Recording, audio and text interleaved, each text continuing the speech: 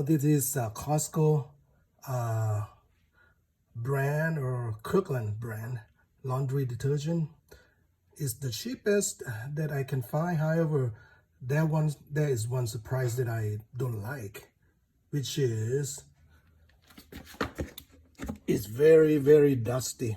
If you scoop it up, you can right away smell the detergent.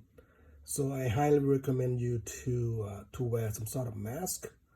That's the only complaint I have, because you know I had before I replaced this, I had other brand that I bought from Costco, and it wasn't as dusty, but this one is really, really dusty for some reason.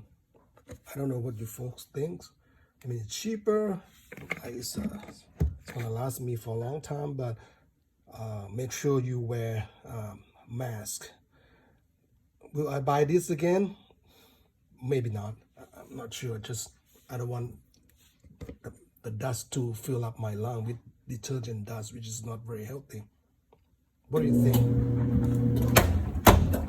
Do you have experience, the similar experience with Kirkland laundry?